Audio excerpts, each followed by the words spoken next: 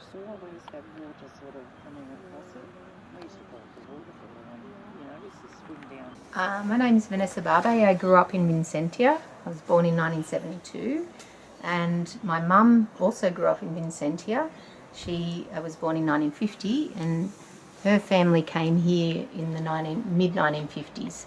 So my pa and grandma were one of the only sort of parents in Vincentia. My mum and her brothers were the only children here during the 1950s. And although I've heard there's history before that where there was more people in the 19th century, but there was a time when it sort of went back to bush and then it started again. This little shop was, we think, used in the 19th century, or we're not sure if it was built in the early 20th century or not, but it was always like a little store, and there was a lady running it before my grandparents got here. It was like a combined general store and post office because there wasn't many residents. Mum recalls there was a few, I guess, hobos. One of them was Mr. Greenfields, who the Greenfields beach was named after, and there was another man, I can't remember his name. So there was sort of a few characters in the area, but no other families. Yeah. So each era it grew and grew until, now it's quite heavily populated. When Mum went to school, she had to go to Jervis Bay Primary School because that was the only school in the area. And yeah, they had to walk all the way from here. They live in Ada. They built a place in Ada Street, my pa, all the way to the crossroads to catch the bus. That track has actually been there for a very long time. Apparently, it's an Indigenous songline pathway. And so it's a pretty amazing road into the area, and I think that that's another thing that interests me, is it's got a really long history, and it was the original entry into the Jervis Bay area, I think. There was no other. This was before Huskisson. Gloria and Keith Shee are my grandparents. They were the first post office contract they applied for and got the contract, and they used to drive a little, either a push bike sometimes, and then they later got a motorbike, and they used to ride that up to the crossroads to pick up the mail that came from Nowra. So that road that crosses the Wool Road was the main road that went past the road into Vincentia. So everything happened at the crossroads. Pa passed away when I was only 4. Grandma became the postmistress, and she sort of ran it. It was her business, and she did it for a very long time. I think when she retired, she got an award for serving the community for so long. Because I've got all these old photographs, and ones of my grandma and pa in front of the shop, I'd love to at night project those photos onto the building as though they're sort of standing out the front, and take photographs of that so that it's like a ghostly impression of the past coming back to the present. And I interviewed my mother and Uncle David, and they've got all these stories, and those recordings will play alongside the images that I take, the projections and some of the old photos.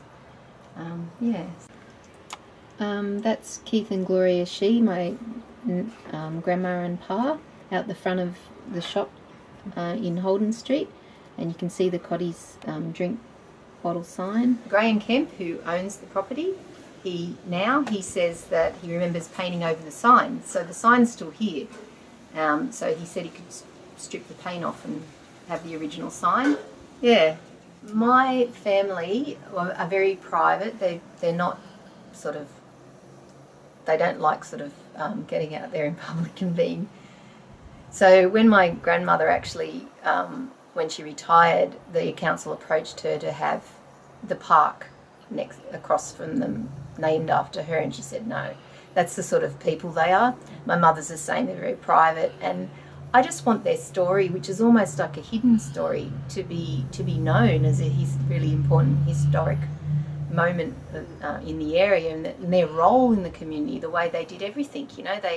They brought not just supplies to the village. But I think my pa did all sorts of jobs. He worked down at Creswell, and there was a whole host of things that sort of began running the community, and then sort of not known except by the other locals who remember them. And it's not written anywhere really. They're not, because they're very, they keep to themselves. So I just want them to be recognised and celebrated, I guess. Yeah, and my father, Tibor Barbe, he was born in Hungary, so they call themselves Magyars, and his culture and language is really strong. Their family really valued the arts and music, and it was huge. And they used to focus a lot on me, my grandparents, my Hungarian grandparents, because of my interest in drawing and painting and then subsequently music. My father, he became, he was always, everyone could draw in the family, and he was fascinated by the wildlife too, and he sort of was an amateur naturalist, and he started to collect, first butterflies and insects. And eventually he went to the Australian Museum in Sydney because there was a Hungarian taxidermist there, and who taught him how to taxidermy, and he started, collecting animal bodies, and people started to get to know he was the local taxidermist, and they drop bodies over, or he'd stop on the road and pick up animals that he saw, and he's just created this natural history museum in our house, and it's still there. My father passed away a few years ago, but he's left this legacy, and I grew up animals, painting animals, and that was sort of inspired by him. And he was a drummer in the 1960s in Sydney in Surf City, and so I became a drummer as well. When I was 13 I started, so I'm still playing now. I pretty much wanted to do everything that he did. He was so interesting. Real life, except he's he was a plumber. That's how he got his money, being a plumber. But So this is this dirt road and little building, and the old Holden. This is what Holden Street looked like in the 1950s. This is the location where we're filming right now, and that's the building with the shingled roof.